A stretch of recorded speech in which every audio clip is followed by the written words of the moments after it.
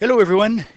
In this lesson, what I will be going over with you is a discussion of the electrons that we find around an element, the location where you find those electrons, the number of electrons that we do have, and as the title says here, the electron arrangement that we do find around the nucleus. So as a little bit of a reminder, the periodic table, of course, is arranged according to the number of protons, the atomic number that you find on the periodic table, going across from left to right, going down from the top to the bottom. Those atomic numbers, those are specifically the number of protons. Remember, the symbol that we use for protons is a lowercase p and the plus. But what we'll also see is that there is a pattern that we can see from the periodic table that also shows us the electrons and where we find those electrons and the number of electrons outside of the nucleus. The electrons are really important for chemistry. They are what's responsible for the chemical bonding and help to explain reactions that are taking place. Bonds are broken, new bonds are formed in chemistry, and that all has to do with the electrons. So using the periodic table that we'll take a look at here, what it allows us to do, well, remember the periodic table does allow us to make predictions. So this will allow us to make predictions in terms of what compounds are actually going to form and the bonds that are going to arise from the interactions between different atoms, different elements from the periodic table. For starters, whenever we see the word atom, and I've underlined it here, so when we talk about an atom, this is referring to an element where we do have the same number of electrons as the protons. Protons, again, positive charge, electrons, lowercase e, negative charge. If you have an equal number of them, that means that overall the net charge is going to be 0. So whenever I'm using the term atom, what I am talking about is one of these elements where we do have an equal number of protons and an equal number of electrons. So I'll jump to the periodic table in a minute here, but let's take a look at a couple of these bullet points. Electrons, they are arranged into different energy levels. So the model that we do use mostly in this course, although it is most definitely not 100% correct, it applies to some of the lighter elements like hydrogen, not so much for the heavier ones, but it's very useful for explaining the electron arrangement and the interactions, the bonding that are taking place in this particular course. So what we'll see is that the energy levels we can determine by taking a look at the period number on the periodic table. So again, the period number, those are the ones that are arranged horizontally.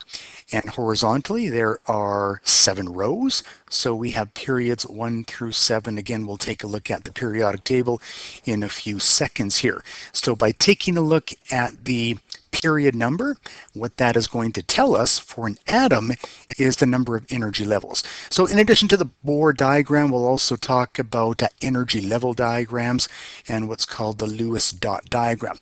In terms of chemistry and forming connections, relationships, bonds between different elements, we're most interested in the outermost electrons in the Bohr model, and those are referred to as, and you will need to know the name, the valence electrons.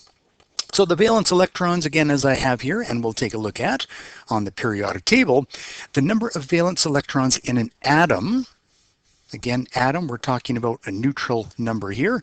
The number in an atom is going to be the same as the group number. So group numbers, those are the ones that are the vertical columns, and there are 18 different groups. So if you have elements that are in group number 2, that's going to allow us to predict how many valence electrons we do have in an atom. When we're talking about the higher group numbers, 10 through 18. So for example, with group number 17, we take a look at the second digit, and that allows us again to make a prediction of the number of valence electrons that we do find in that particular group and elements within that group. So yes, electron arrangements for a given atom, they can be represented using the Bohr diagram that I mentioned. And a couple of other ones are the electron energy level diagrams and also the Lewis dot diagrams. Let me just go to the periodic table here and explain a couple of those bullet points. So all along the top here, I can't write on this screen with the tablet, but all of these numbers 1 through 18, those are the groups. Groups refer to the vertical columns that we do find in the periodic table. So group number 1, we have hydrogen, lithium, sodium, potassium, and so on. Group number 17, we have fluorine, chlorine, bromine, iodine. This is going to be an important one. Group number 18, these are the noble or inert gases. And what that means is that these ones actually don't react. So all of the other ones, they do form bonds, different kinds of bonds, but noble gases typically don't form bonds. The reason why bonds form, as we will see, is because elements are unstable and they want to form a bonding relationship to become more stable. In the case of the noble gases, they already are stable, so they don't have to form any of these bonds. So yes, 1 through 18, those are the groups. And again, these numbers, what they are going to allow us to do is to at least provide one way that we can determine the number of these so-called valence electrons. Horizontally, going across, those are the periods. So period number 1 only includes hydrogen and way over here helium. Group number 2 includes lithium, beryllium, and over on the right hand side, boron, carbon, nitrogen, oxygen, fluorine, and neon. So again, we do have 7 groups. What about these ones at the bottom, these 2 rows at the bottom? They're called the lanthanide and the actinide series, and they're actually just pulled out from groups 6 and 7. So you'll notice with group 6 here, it jumps from 57 to 72. What about all of the other atomic numbers, all of the other elements? Well, they're down here in the lanthanide series. In period number 7, we go from 89 to 104, and all of the other ones are down below here, and that is the actinide series. Why are they pulled out? Just for aesthetics, so the periodic table isn't quite as wide, and it's a little bit easier to read it. So reminder that this dark staircase that we see closer to the right-hand side, that is kind of the dividing line between the metals. Everything to the left, those are metals. Everything to the right, those are going to be the non-metals. So the electrons that we do find outside of the nucleus, they are arranged, at least in terms of this course and what works best, they're arranged at different distances away from the nucleus. These different distances, electrons can exist at discrete distances, but not in between. So we talk about them existing in different levels or different rings in terms of the Bohr model. The number of rings that we can have, the number of electron levels that we can have for each element depends upon which period it is in. So elements that are in period number 1, they only have 1 energy level, or 1 energy ring in the Bohr diagram. Elements in period number 2, they have 2 energy levels, or 2 rings in the Bohr diagram. So this is for the atom, and this is the maximum number that they can have. So hydrogen can have a maximum of 1 energy level. Beryllium can have a maximum of 2 energy levels. Sulfur is in period 3. It would have a maximum of 3 energy levels. Valence electrons are the outermost electrons. So for now, how do we figure out how many outermost electrons there are? We go by the group number. At least that's one way to determine it.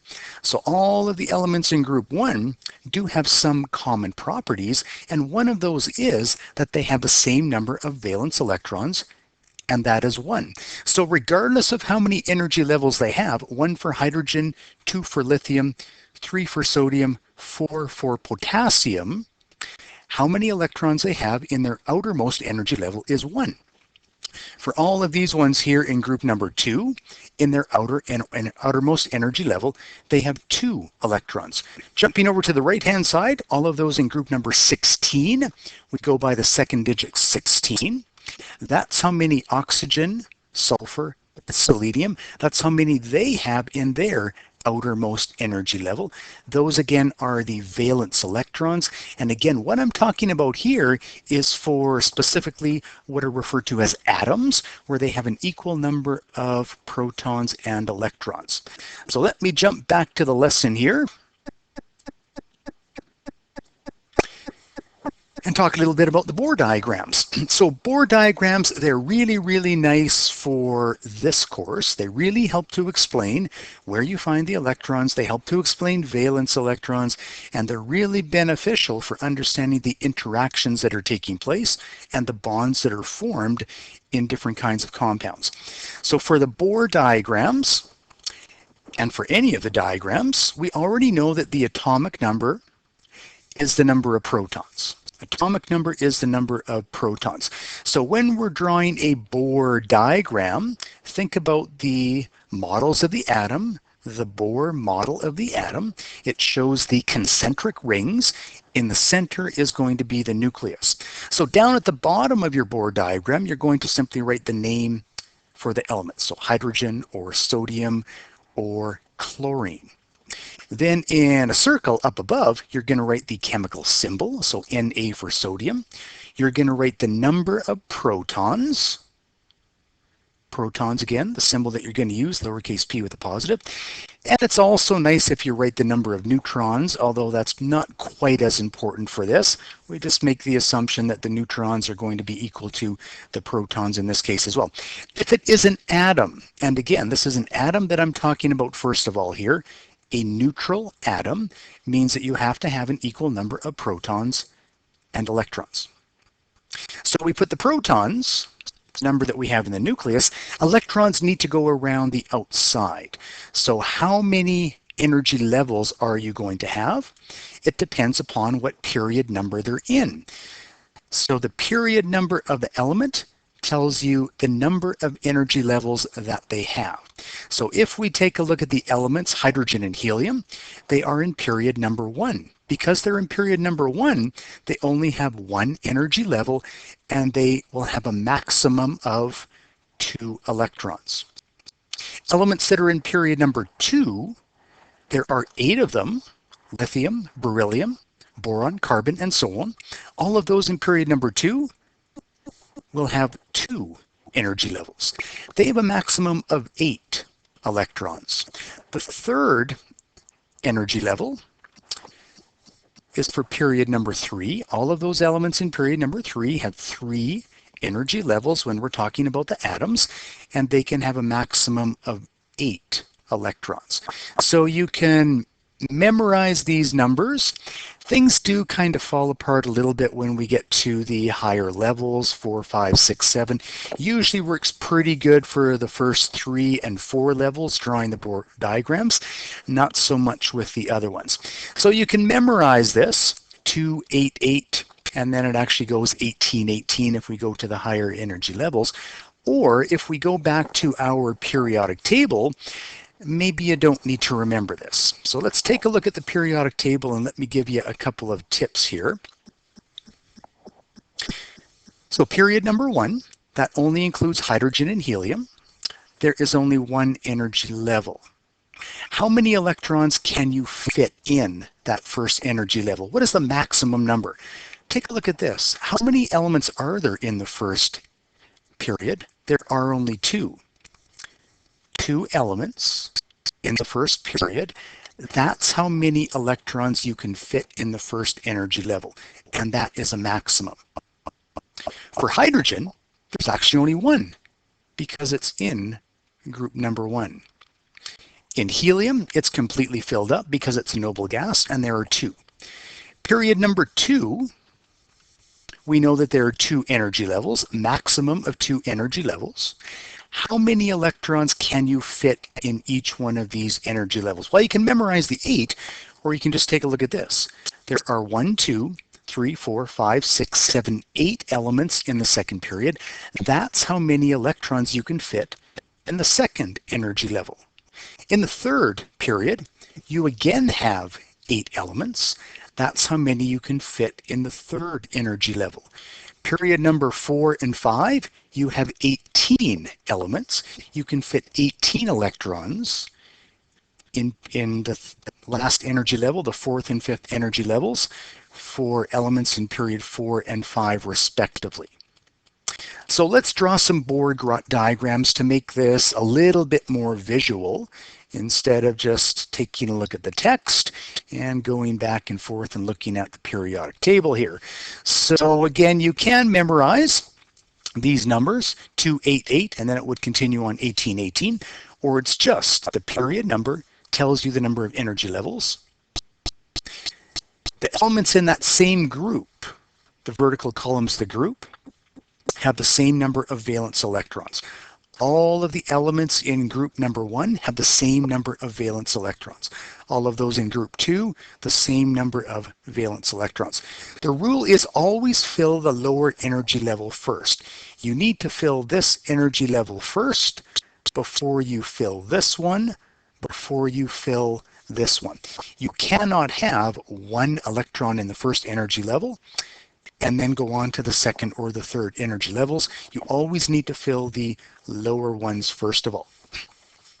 So these are the other diagrams, the energy level diagram and the electron dot diagrams. Let's just get right to a couple of examples here. Again, stressing that here we have an atom. An atom does mean that we have the same number of protons as the number of electrons. Bohr diagram. Lithium. Find lithium on your periodic table. It is atomic number 3. So what are we going to do? We're going to write lithium down at the bottom. This is specifically the lithium atom. So I'm going to write that in as well. I'm going to draw a circle, and in that circle, I'm going to put the symbol for lithium. I'm actually going to draw the symbol first, and I'm going to put the number of protons, 3 protons. I'm not going to put the number of neutrons just because it's too much to put in this little circle here. Now I'm going to draw some concentric rings. This is the nucleus. I like to draw it as a solid line, and then I like to use a dashed line for the energy levels. Lithium is in period number 2, so I need 2 of these concentric rings. I'm going to do the electron energy diagram and the Lewis dot diagram at the same time. So again, I'm going to write, just to be consistent, lithium atom here, and I'm going to write it here once again. Energy level diagram, nucleus is exactly the same. I'm going to write the Li for the lithium. I'm going to write the 3 protons. I'm going to draw a circle around it. Now, instead of concentric rings, instead of those rings for the energy levels, I'm just going to draw a line. I have 2 energy levels, so it's 2 lines. For the Lewis dot diagram, we only draw the valence electrons. So here, all I'm going to put is Li, and that is it. There's nothing else that we include here. I'm just going to grab a different color for my electrons.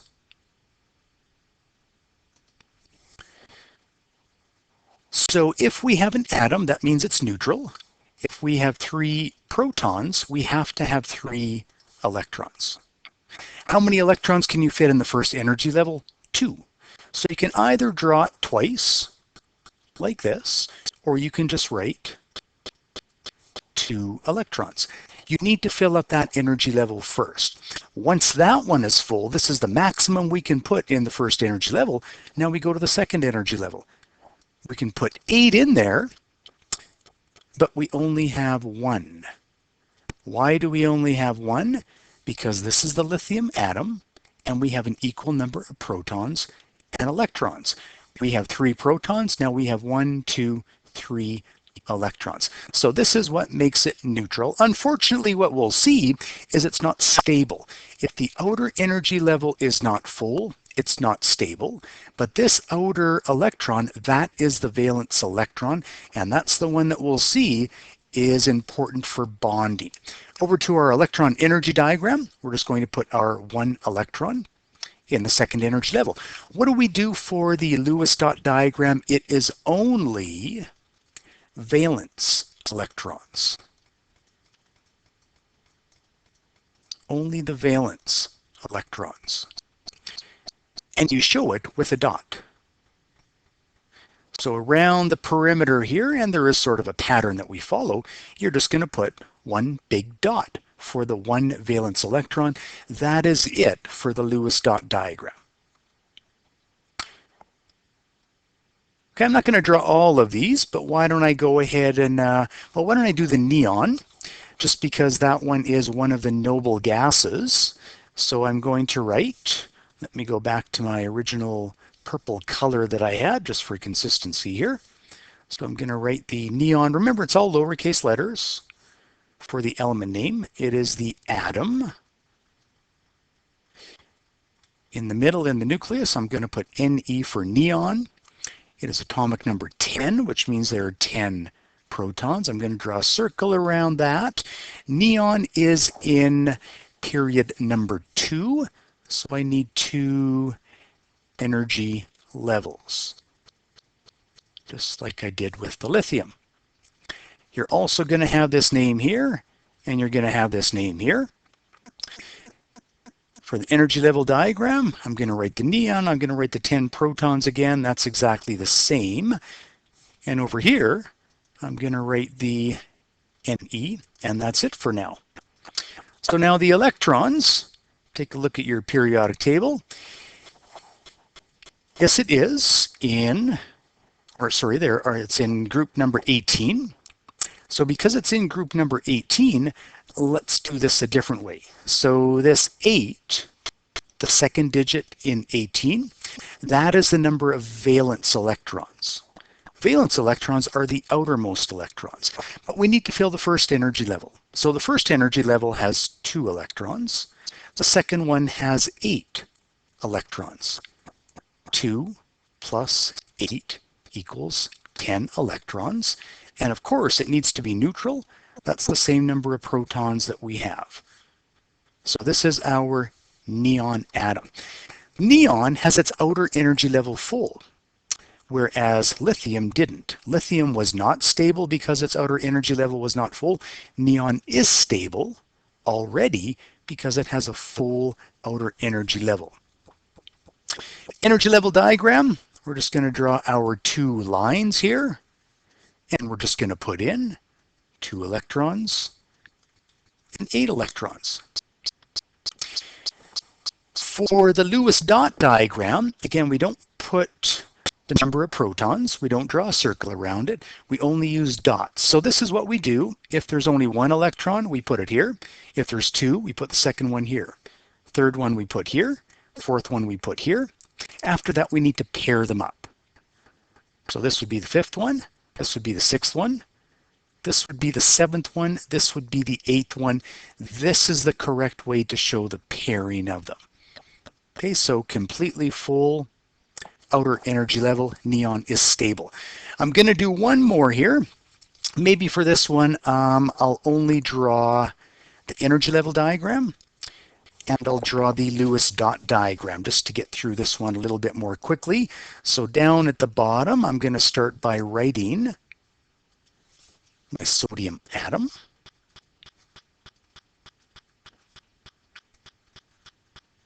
That's what I would have here.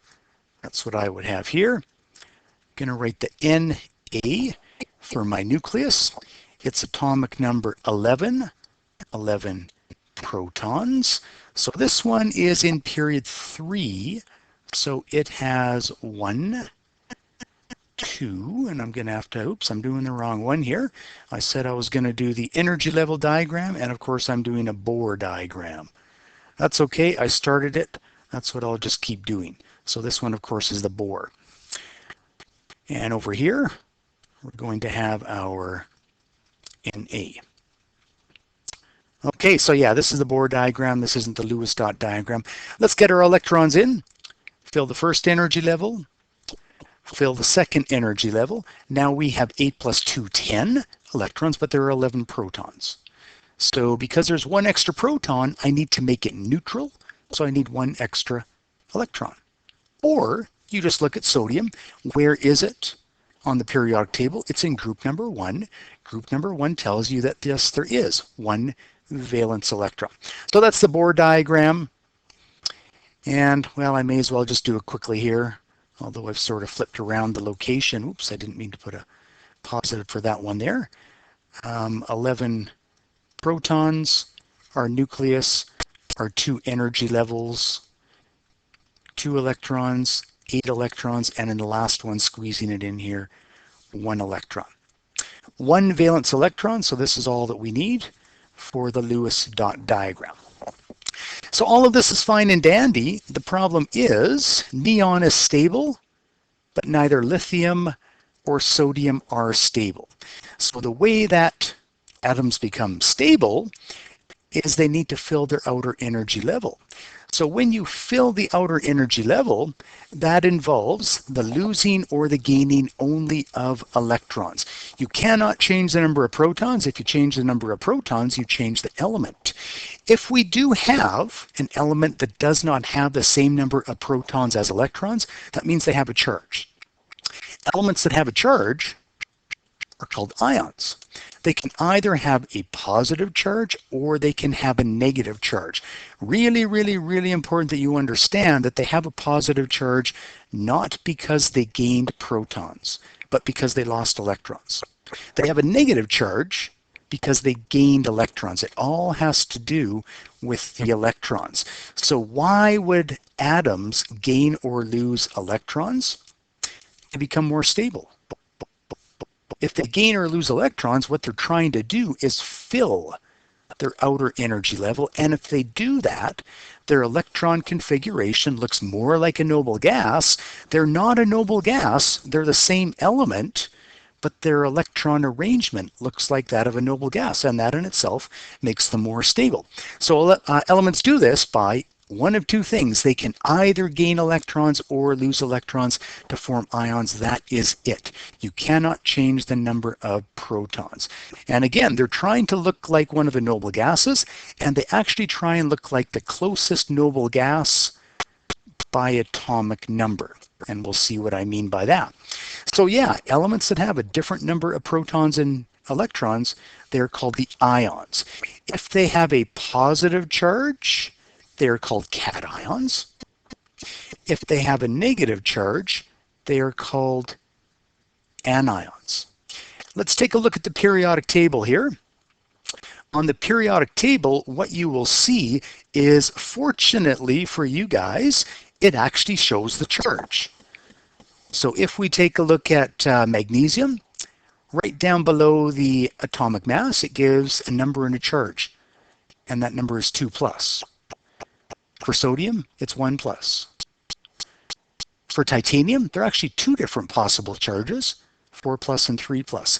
If you take a look at any of the elements to the left of the staircase, if they form an ion, it's a positively charged or cation. Every single one of these to the left-hand side of the staircase, when they form an ion, it's because one or more electrons have been lost, and that forms a cation. If you take a look at the right-hand side of the staircase, every single one of these elements, if they form an ion, they all have a negative charge. If nonmetals form an ion, it's because they gain electrons, and they have more electrons than what they have protons. So if we take a look at beryllium, 2 plus, why is it 2 plus? It has 4 protons. It did have 4 electrons, but it lost 2.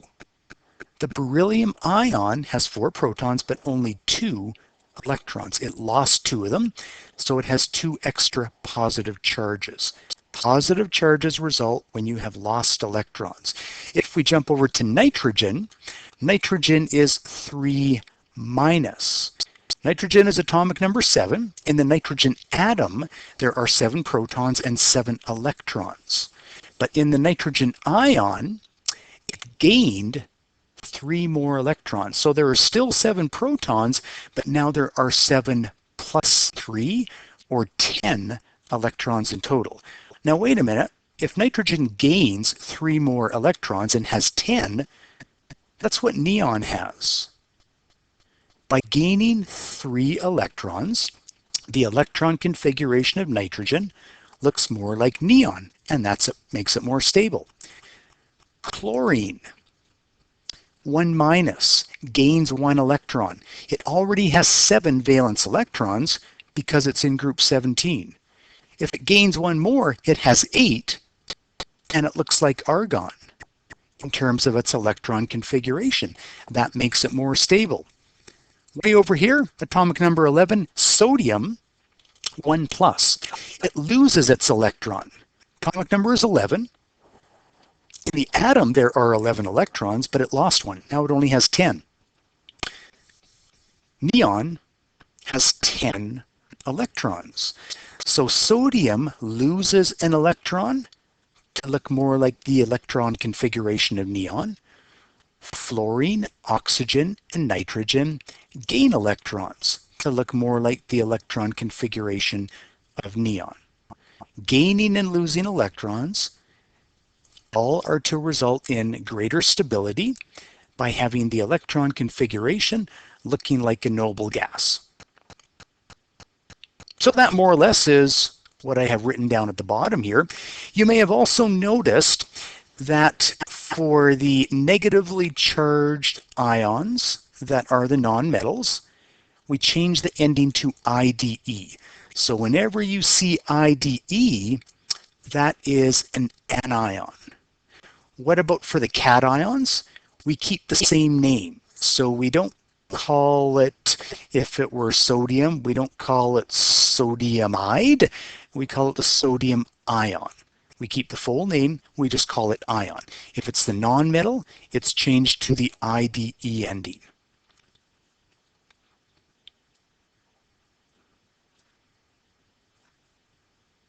So let's get to some more diagrams here. So these diagrams now, and you have to pay really careful attention. Now I'm asking for the ions. I'm asking for the ions, not the atom, but the ion. So all of these will have their electron energy level full. So the proper name here now would be lithium ion that we're talking about. This would be chloride. We don't need to put ion because we already changed it to the IDE ending.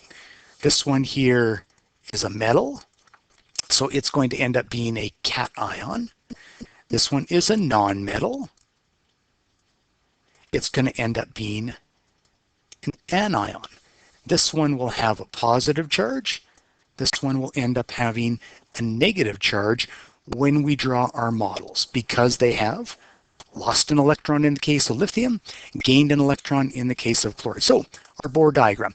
What do? Exactly the same as what we did before, with just a couple of minor little changes. So we're going to start by writing down below the name of it. And now it's not called the lithium atom, it's called the lithium ion. I still write Li in the middle. I still write the number of protons in the nucleus. I still put a circle around it. I still draw, well, you could draw 2 energy levels, but I'm only going to draw 1 because I'm going to end up erasing the second one. I'm going to jump over and I'm just going to write the names here. I'm just going to put an arrow and start off with my other diagrams as well, because this one is going to look exactly the same for the energy level diagram. And this one here, I'm just going to have the Li, and that is it. So now I'm going to grab a different color for my electrons. Lithium, what is happening here? Well, take a look at the periodic table. Take a look on your periodic table, and it shows once again down below the atomic number what the charge is. It shows that it is +1. So if it is +1, that means there's 1 more proton than there is electrons. So if there are 3 protons, that means we are only going to have 2 electrons. Where do they go? They go in the first energy level. There was another electron, there was a second energy level, but it's been lost. So because we lost an electron, now we have 1 extra positive charge. So I actually need to change the symbol for the lithium, and I need to put in a positive. It's the lithium ion. Lithium ion is Li plus or 1 plus. Same thing over here. I'll put in 1 plus for lithium. 1 energy level, 2 electrons. Lewis dot diagram, I have 2 valence electrons, so I'm going to draw those both in. Okay, and again, this is going to have a charge of 1 minus on that, although I don't think you usually do that for the Lewis dot diagram. Let's just do the chloride here as well, and that's all that I will draw for this one. So down at the bottom, I'll do everything again here for this one. All lowercase letters, right? It's not chlorine. Chlorine is the atom. Chloride is the ion. I don't need to put ion. IDE already says that it is the ion. So in the nucleus, I can just take a look at the symbol right away. It has it on your periodic table, and it says Cl1 minus, so I'm just going to write that in right away. For the chlorine, it is atomic number 17. We have 17 protons. How many energy levels? It's in period 3. So I'm going to draw 3 energy levels, and I'm going to draw all 3 of these here, because instead of removing electrons, it's actually going to gain electrons. So I do need all 3 of them. This is chloride. This is chloride. Same thing here, Cl1 minus, 17 protons. Cl, I'll put it in as 1 minus. And now for our electrons, what are we going to do? 2 in the first energy level, 8 in the second energy level, and we're going to have 8 in the third energy level. There were 7, remember, it's in group 17. But we're going to add 1 more to fill up the outer energy level. So let's do a little bit of math. 2 plus 8 plus 8 is 18 electrons. We already know that there are 17 protons. We can't change that. And that means that overall we have 1 extra negative charge. And that's why I put this in here. Energy level diagram, 3 levels. What do we have?